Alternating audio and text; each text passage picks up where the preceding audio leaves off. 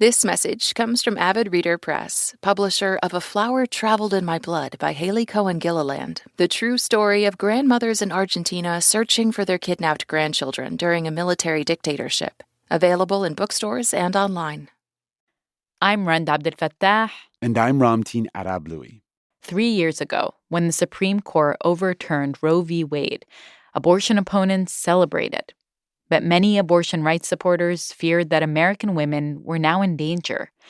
They thought without access to legal abortions, women would resort to unsafe methods. Yet, a sprawling set of people have been expanding abortion access in unconventional ways since the 1980s. They'd been prepared for this moment. A network of activists and midwives, grandmothers, and friends. Today on the show, we bring you episode 1 of The Network, a 3-part series from NPR's Embedded podcast and Futuro Media. Hosts Victoria Estrada and Marta Martinez go inside the global movement that's helped millions of women have abortions at home. The story begins decades ago when Brazilian women found a way to have safe abortions without a doctor, and how their method is shaping the future of abortion in the U.S. today. Here's Marta.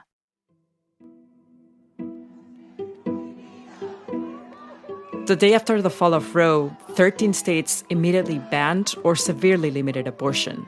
Eventually, nearly half of all states did. And within a month of the ruling, dozens of clinics stopped performing abortions, forcing many Americans to travel hundreds of miles to get one. Other laws targeted abortion providers. Are you scared? I am scared, and I think a lot of us are, because there's nowhere else in medicine that is policed and regulated and now criminalized to such a degree. You don't care if people die! Pro-life is alive! You don't care if people die! But not all abortion rights supporters felt this way. Everybody was so calm in the network. The network. It's what we're calling the diffuse set of people who are expanding abortion access in an unconventional way. They were not panicking. Everybody was like, we've been doing this work. We're going to continue doing this work. Nothing is changing. Who cares? I'm actually energized. This network, it's hard to even describe because it's not formal or centralized. There's no CEO, no headquarters. Some people work together, but plenty don't know each other. They're midwives and nurses, grandmothers and friends. This network crosses borders and reaches people throughout the world, from South Africa to Myanmar to Mexico, and all over the United States. What unites the network is how they are expanding abortion access, by helping women have safe abortions on their own, without a doctor involved. Their method grew out of a very small thing.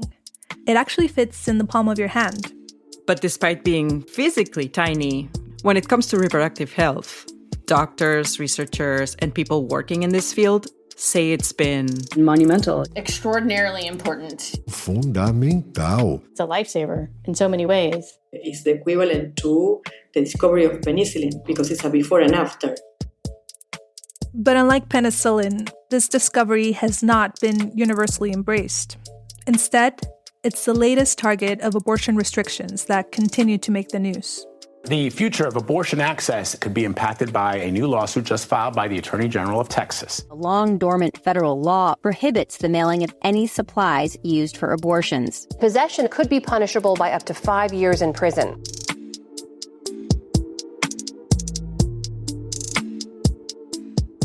From NPR's Embedded and Futuro Media's Latino USA, this is The Network. A series about the DIY method that took safe abortions out of the clinic, and the women who made it happen. Episode 1, Saintotech.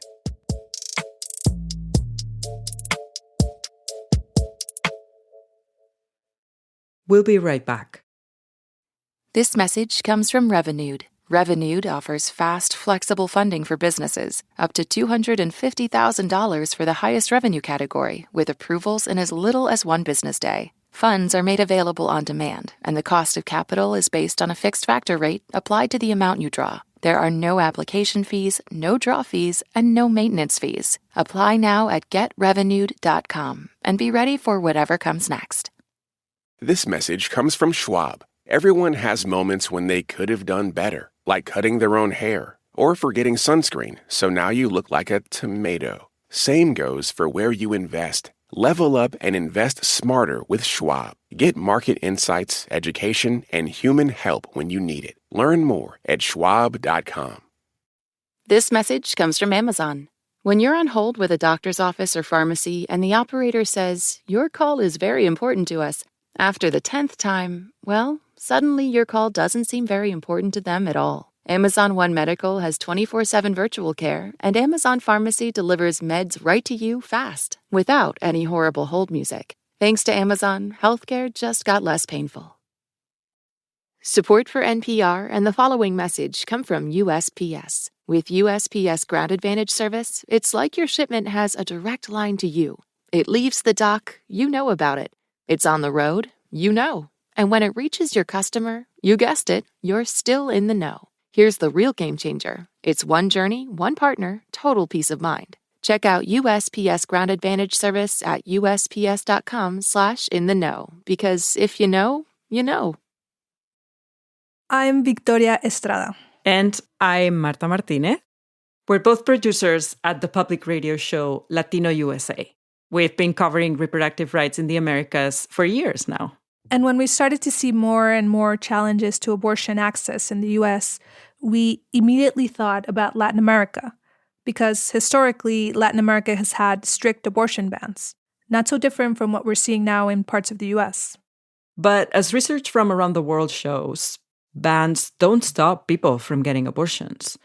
They just lead them to take more risks to end their pregnancies. That's where the phrase back alley abortion comes from, and where we get the image of a woman using a coat hanger, self-managing her abortion. But nearly 40 years ago in Latin America, women developed an abortion method that was medically safe and effective, no doctor needed.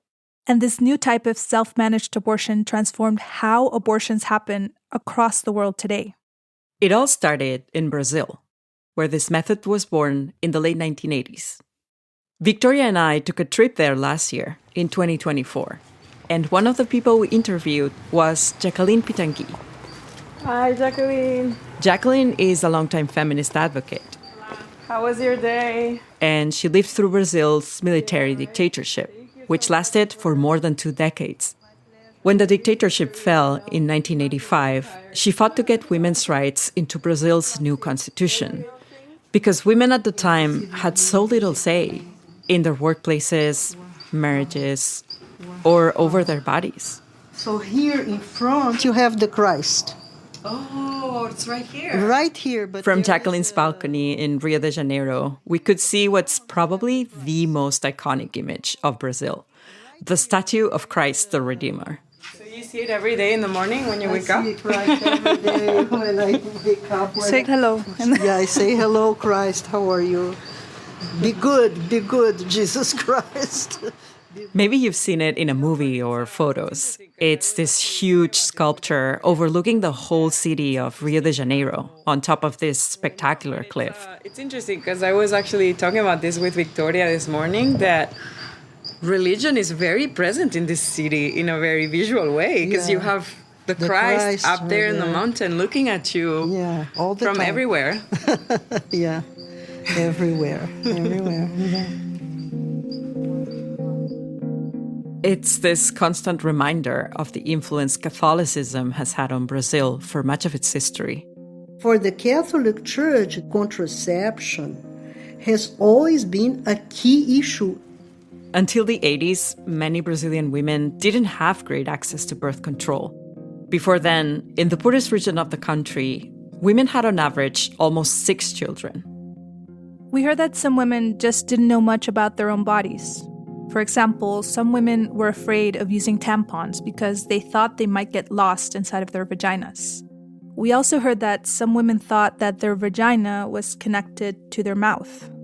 This lack of knowledge had serious consequences. The significant, let's call punishment, it was on women's bodies. Death or morbidity.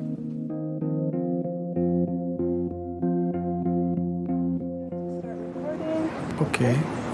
Could you just count to 10? 1, 2, 3. In the 1980s, Brazil's maternal mortality rate was higher than most of the rest of the world. Eu vivi uma época que as mulheres adoeciam e morriam. I lived through a time when women got sick and died of infection, died of bleeding, young women, extremely young women. This is Dr. Rivaldo Albuquerque. Sou médico gineco-obstetra. I am a gynecologist. I am a practicing Catholic, and I have been working with women's health since I was a medical student. We visited Rivaldo in the coastal city of Recife in northeast Brazil. It's the poorest region in the country. When he started working in a public hospital in 1985, the state that Recife is in had the highest maternal mortality rate in all of Brazil. Rivaldo saw it every day in the emergency room. A lot of pregnant women coming into his ER with complications from a lack of prenatal care, like chronically high blood pressure, and also complications from abortion. Abortion was, and still is, illegal in most cases in Brazil, and it was often seen as a sin. But that doesn't mean women were not getting abortions. Research from that time estimated there were between 1 and 4 million abortions happening in the country every year. As pessoas que tinham People who had the money could look for doctors who did abortions in clinics, in hospitals, with every safety precaution, using sterilized material. material esterilizado. In other words, people who had the money could go see a doctor who was willing to break the law for the right price. Those were not the women who ended up in the emergency room where Rivaldo worked. His patients had often gone to places that were less reputable and unsafe. Others just tried to self-manage their abortion. We heard about lots of ways. Herbs, teas or drinks, chás, bebidas, insertion of foreign objects, hastes de guarda-chuva, the rods of an umbrella, agulha de crochê, needles, and whatever medicines they could buy at the pharmacy. You know, all the horror stories that you read about. By the time women got to Rivaldo, they often had perforations in their uterus, hemorrhages, and serious infections. Rivaldo told us about a specific case that has stayed with him. It was a patient who was only a few years younger than he was at the time. Era uma mulher de 19 anos que já tinha 2 filhos. She was a 19-year-old woman who had already had 2 children. She came in with a generalized infection. It was a desperate condition, and we didn't have any background information about this woman. She wouldn't speak. She was in no position to explain what had happened to her, and the person who brought her in didn't want to talk either. Rivaldo and the other doctors suspected she'd had an unsafe abortion, and so they decided to do an exploratory operation. So that we could evaluate the abdomen, what was happening with this infection. And when we opened the abdominal cavity, we found a uterus that smelled, pardon the word, rotten. Rivaldo still remembers it. A terrible smell with several perforations. It was a classic picture of an unsafe abortion. Since it's an illegal procedure, this woman must have stayed home for a few days or didn't receive proper medication. Who knows how long she waited to go to the hospital after signs that something was wrong. And now, there was nothing the doctors could do. Why did this woman die? I can tell you without hesitation. Because she was black and because she was poor. Porque era negra e porque era pobre. Rivaldo told us he really felt for these women. They are in a situation of suffering, of vulnerability. Their health and their life are at risk. I know these women. Many are Christians, evangelical, Catholic, but they are going through a specific moment in their life. They are in need. But Rivaldo was an exception. Many doctors did not treat these patients well. Women who had tried to have an abortion were the last ones to be treated during our shift. So these women, they would be in the emergency room all day long, without food or anything to drink. They spent the whole day fasting, waiting for their procedure on an empty stomach. And they were being punished because they were the last ones to be taken care of. He remembers that some doctors wouldn't give the women enough anesthesia before their dilation and curettage, or DNC. So the women would feel the pain of their cervix being dilated and the walls of their uterus being scraped. And the women cried out because of the pain, of their suffering. Unfortunately, I heard medical staff say, when you did it, it was a lot of joy, a lot of pleasure. And now you're crying. You don't know what you did. You killed the baby.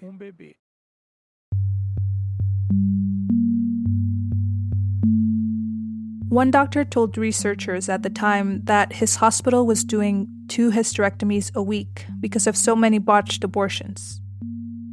Another doctor called working with these patients a, quote, revolting process because she was presenting us with a disgusting mess, unquote. Some doctors went even further than insulting the women.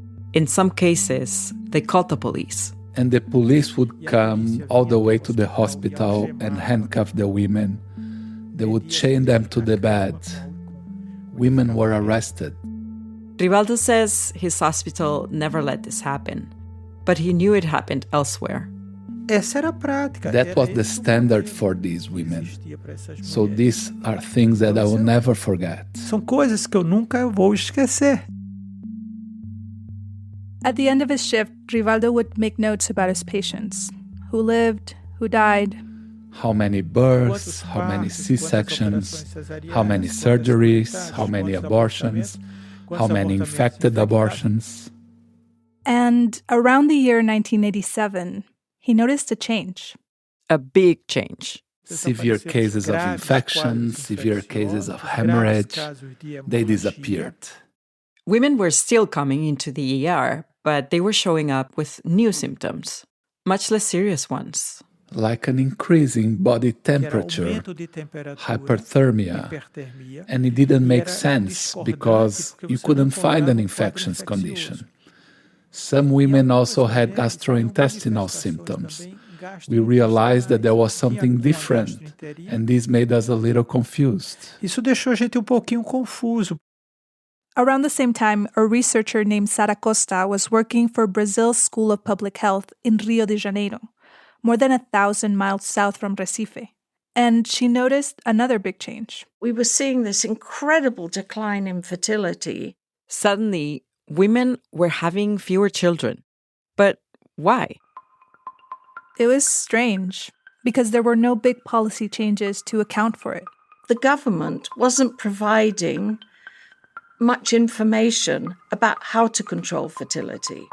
And abortion was still illegal. So something just wasn't adding up. Was it spontaneous use of oral contraception? How were they getting it? So in the early 90s, Sarah began talking directly to the women. And we conducted those interviews over a period of several months and analyzed the results. She and her team interviewed more than 800 pregnant women in 7 hospitals in Rio de Janeiro. Many of those women had come into the hospital bleeding. Hospitals in Rio and in other parts of the country had been seeing more cases like this in the past few years, of women who seemed like they had attempted an abortion. We thought we would actually discover a lot more complications, serious complications, but most of the women went into hospital with bleeding, had a curettage, and left. Left? They didn't get stuck in the hospital with infections or other complications. It was a bit of a surprise. In Recife, Rivaldo had noticed a similar pattern. We had a downward curve in mortality, a downward curve in abortion complications.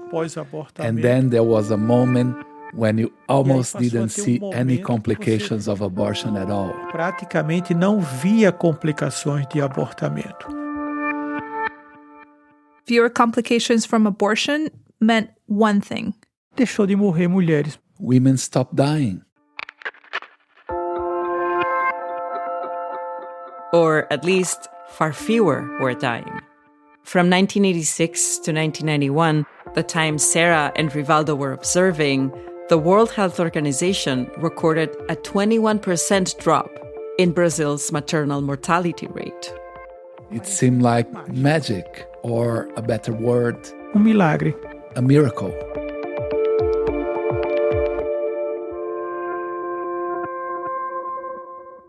The cause of what Rivaldo calls a miracle after the break.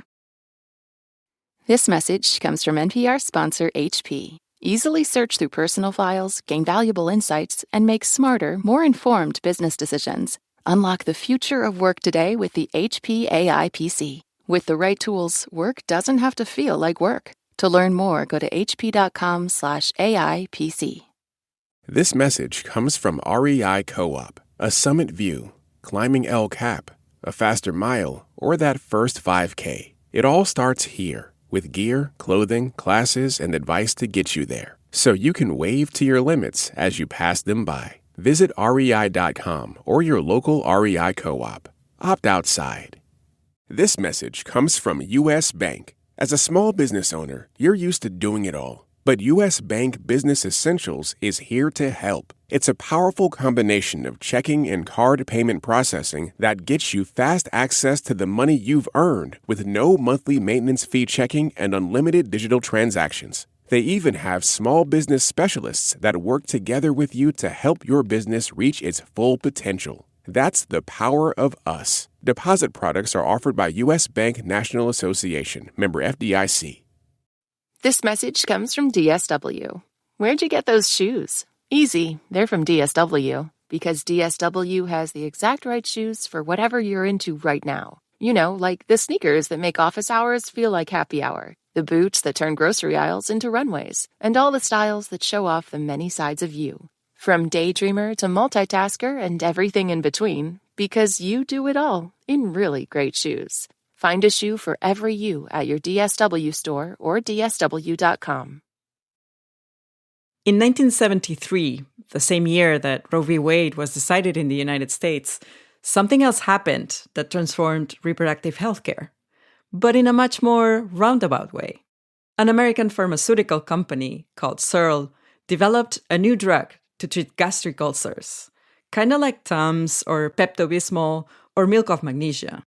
It was a small, white, hexagon-shaped pill with a tiny figure of a stomach etched on one side. Not a belly, the actual organ. It's actually the stomach that makes me remember this pill. It's called Cytotec.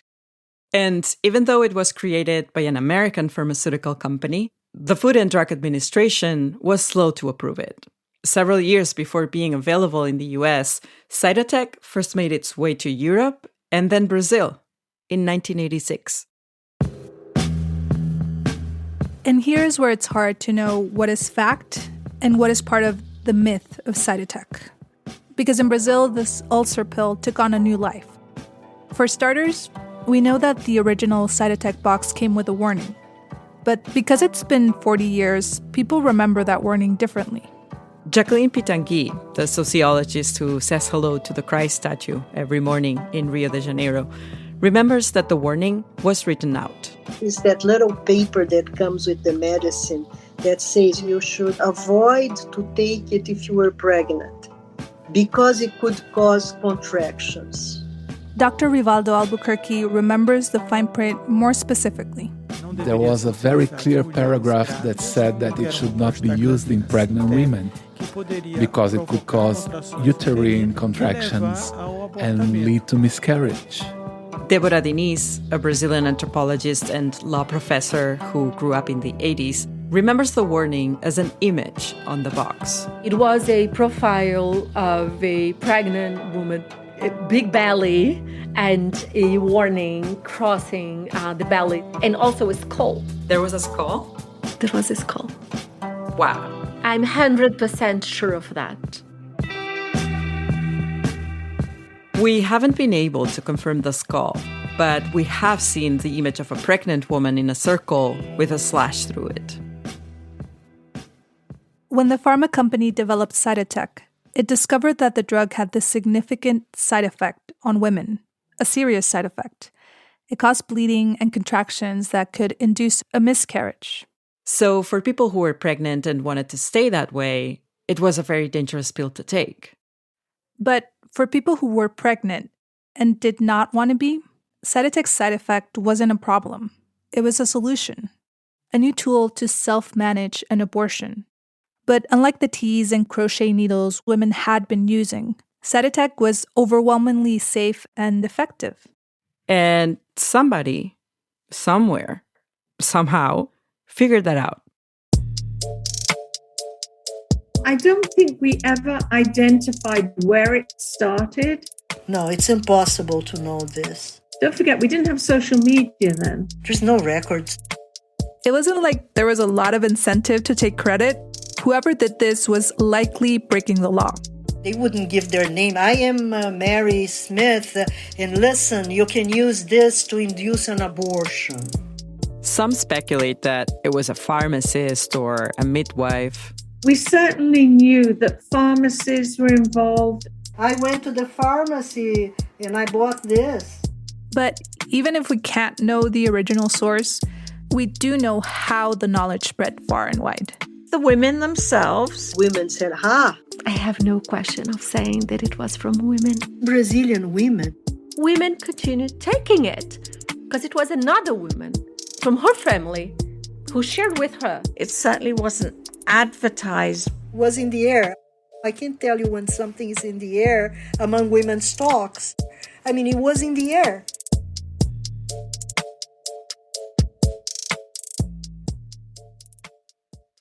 It was spreading by word of mouth.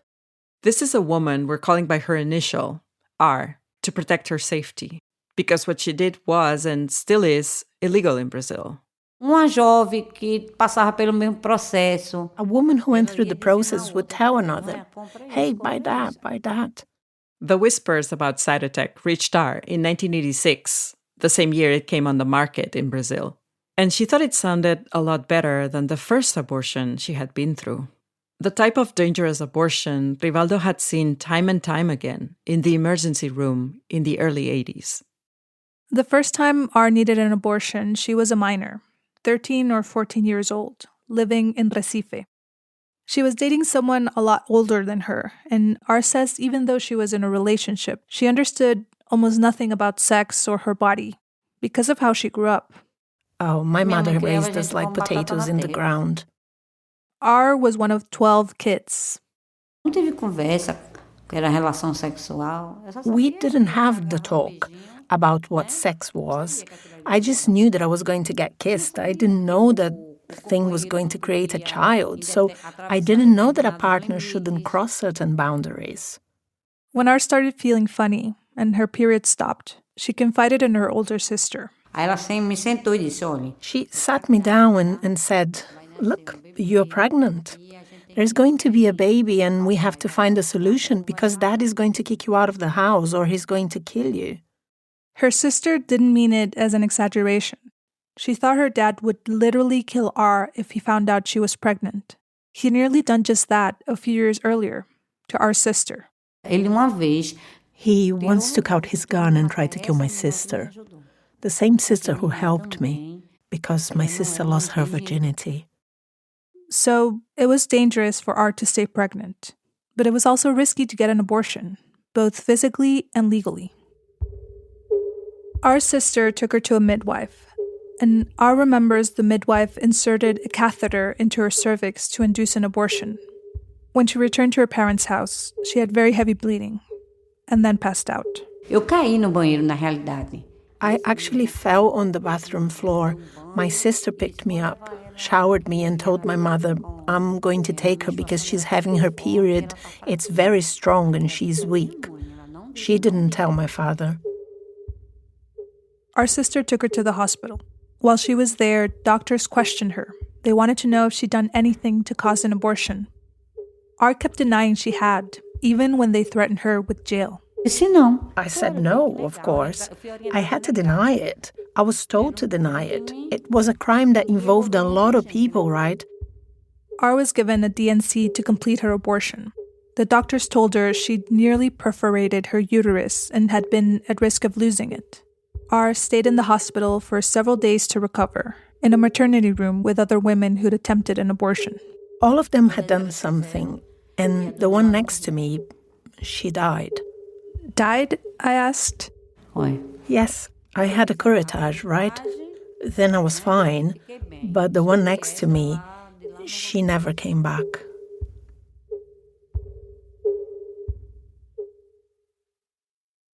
A few years later, when R was 19 years old, she got pregnant a second time. She says a guy she had seen just a couple of times forced himself on her. R decided to have another abortion, but this time it was a very different experience because of Cytotec. It was for gastritis, so they sold it at the pharmacy like water. You just go in and say, hey, give me a box of Cytotec. Anyone could buy it. The pharmacist she bought it from told her to swallow 2 pills, wait a couple of hours, then take 2 more pills until she finished 6 pills. He also gave her an instruction that was very common at the time. Look, you are going to expel. When you expel and you're bleeding a lot, go to the hospital. R went home and took the pills. The contractions started, and I had some bleeding. She says the pain was strong, but not like with the first abortion. She was bleeding, but she didn't faint. She didn't have her sister by her side, but she was able to get herself to the emergency room. One thing was the same. The doctors, again, questioned her, and again, R denied that she had done anything to cause an abortion. And this time, R says she didn't have to stay in the hospital. She had a DNC and left. Her parents never found out about it.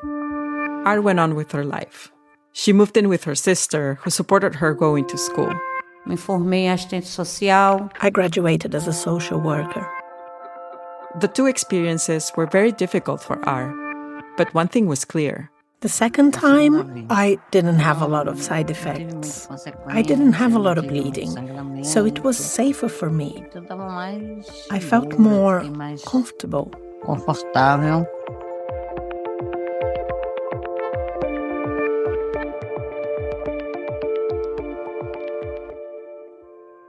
Still, she wishes she'd had more support. Because R and women like her who took Cytotec to cause an abortion in those early years, they were experimenting on themselves. It's not like the pills came with a slip of paper explaining how to have an abortion. In fact, if you remember, the instructions said, don't take this pill if you're pregnant. In 1993, researchers from a public university in the country published a study called Cytotec in Brazil. At least it doesn't kill. In it, most women reported taking between 4 and 16 pills. But some reported taking dozens.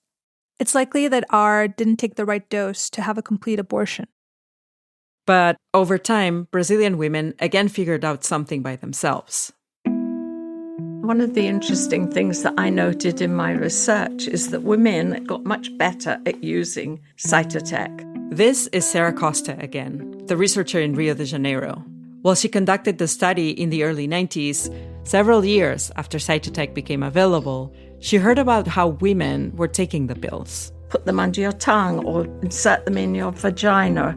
Eventually, they started getting better results. At the beginning, I would say that a lot of women needed curettage, but it turned out once they got better at using it, they were actually having complete abortions. In other words, they no longer needed a DNC. How long was your data collection period? I think it was about 6 to 9 months. Fast. It's fast. Yeah. So, we were able to observe change. Of the women who went to a hospital after having an abortion, Sarah found that nearly 60% reported using Cytotec to self-manage it. She wrote that this represented, quote, only the tip of the iceberg, because many more women could have taken Cytotec and not needed medical help. According to our research, the median dose the women were taking was 800 micrograms, 4 pills, which is the same dose the World Health Organization now recommends for pregnancies up to 12 weeks. And how were they getting this information? Sarah found that the overwhelming majority of women who used Cytotec, 84%, had learned about it from friends, relatives, or colleagues. It was the network starting to form. Women loosely connected by whispers.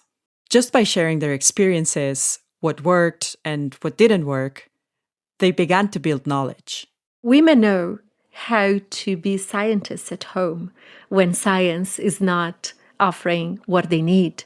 This is Deborah Diniz again, the Brazilian anthropologist and law professor who remembers the skull on the Cytotec box. So basically, it's about observation. It's about taking experiments in our own bodies. And it's about sharing with others. She calls it domestic science. And she saw the results of this domestic science for herself. By the time she learned about Cytotec, it was no big deal. So I was at school in the 80s when I saw for the first time a classmate with the pills telling us, I'm going to take them today. Her classmate got the pills through a family member. And they worked. Can you believe that the day after she was in school? I'm wondering why you think Cytotec became so popular so quickly. Let me try 5 reasons. 1, it was discovered by women. It was shared from woman to woman. It proved to work and to be safe. It was used for an essential need to women's lives. And it was available at the community level. And it was cheap. Very cheap. Pharmacists in Brazil told us they sold it for about $5 in the early 90s, compared to $500 for an abortion at a private clinic. At the time, Cytotec sales exploded. Researchers tracked that in the late 80s and early 90s, more than 50,000 boxes of the pill were being sold in Brazil every month.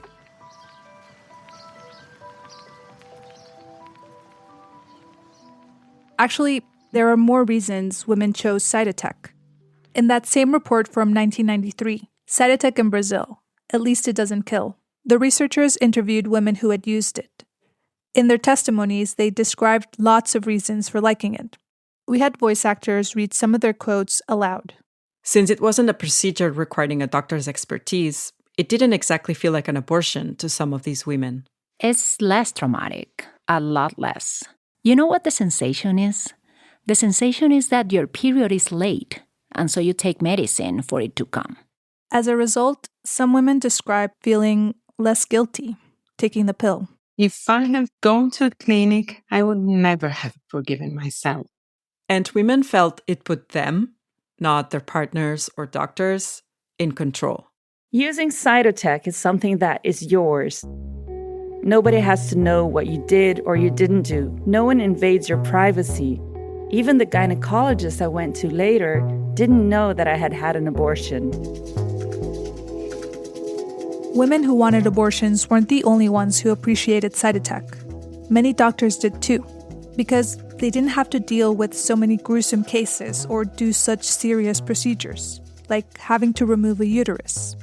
One doctor in Sao Paulo told the researchers that he'd seen hysterectomies drop from 2 a week to 1 every 6 months.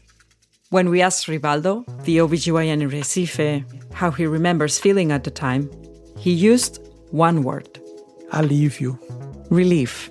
Alívio de cabeça, de consciência. Relief of mind and of conscience.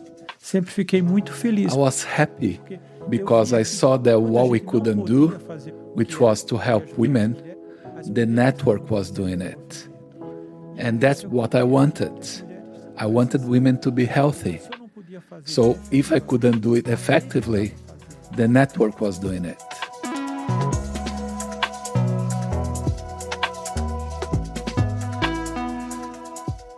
Rivaldo told us that feminists and health providers coined a nickname for Cytotec. A gente chamava de São Totec. São de santo. São Totec. They called it Saintotec.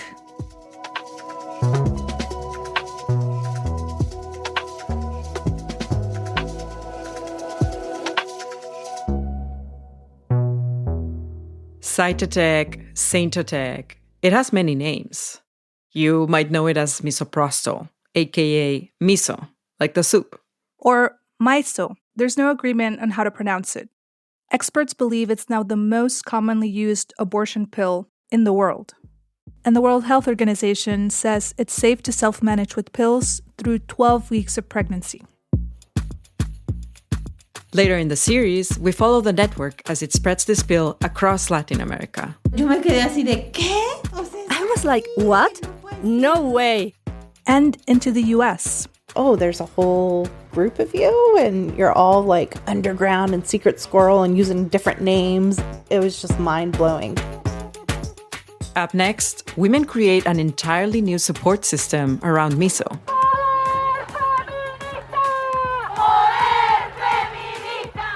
That challenges the medical establishment and the law. Alguien iba a hacer. Someone was going to do what we didn't dare to because we had a license and we were afraid of the law. Miedo a la ley.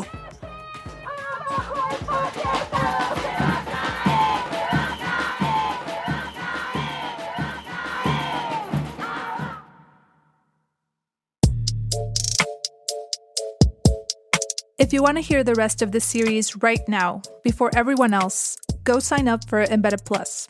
Embedded is the home for ambitious storytelling at NPR, and signing up for Embedded Plus is a great way to support that work. You'll get early access to every Embedded series and sponsor-free listening. Go to plus.npr.org/embedded to find out more. The network from Embedded is a collaboration with Latino USA, a production of Futuro Media. This episode was produced by Mónica Morales Garcia and Abby Wendell. Raina Cohen edited the series. Additional reporting by Abby Wendell. Fact-checking by Cecile Davis Vasquez, Nicolette Kahn, and Giovanna Romano Sanchez. Robert Rodriguez mastered the episode. Voiceovers by Mariana de la Barba, Julia Carneiro, Marcelo Starobinas, and Susie Valerio. Liana Simstrom is our supervising senior producer. Katie Simon is our supervising senior editor. Irene Noguchi is our executive producer. And Colin Campbell is the senior vice president for podcasting at NPR. The Embedded team also includes Luis Treyes, Dan Germa, Adelina Lancianis, and Ariana Garib-Lee. From Latino USA, our executive producers are Marlon Bishop and Penile Ramirez. And our production managers are Jessica Ellis and Nancy Trujillo. Thanks to our managing editor of Standards and Practices, Tony Kevin, and to Johannes Dergi and Micah Ratner for legal support, and Tommy Evans, NPR's managing editor, editorial review. Our visuals editor is Emily Bogle. Original tile art by Luke Medina. Special thanks to Alyssa Natwarney, Selena Simmons-Duffin, Mariana de la Barba, Maria Marta Bruno, Julia Carneiro, Roberta Fortuna, Dina Ortega, Kelly Blanchard, Maureen Paul, Lourdes Rivera, Abigail Aiken, Giselle Carino, Dee Redwine, and Jefferson Drezet. And a big thanks to our Embedded Plus supporters. Funding for this series provided in part by the Levi Strauss Foundation, outfitting movements and leaders fighting for a more just and abundant world, and the International Women's Media Foundation as part of its Reproductive Health, Rights, and Justice in the Americas initiative. I'm Marta Martinez. I'm Victoria Estrada. This is Embedded from NPR. Thanks for listening. Muchas gracias por escuchar.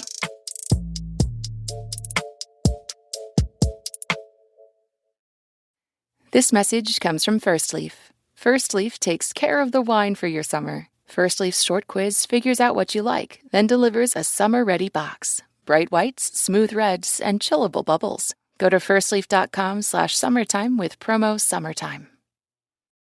Support for NPR and the following message come from IXL Online. Is your child asking questions on their homework you don't feel equipped to answer? IXL Learning uses advanced algorithms to give the right help to each kid, no matter the age or personality. One subscription gets you everything. One site for all the kids in your home, pre-K to 12th grade. Make an impact on your child's learning. Get IXL now. And NPR listeners can get an exclusive 20% off IXL membership when they sign up today at IXL.com/NPR. This message comes from NPR sponsor Viore, featuring the Performance Jogger. Visit viori.com/NPR for 20% off your first purchase on any U.S. orders over $75 and free returns. Exclusions apply. Visit the website for full terms and conditions.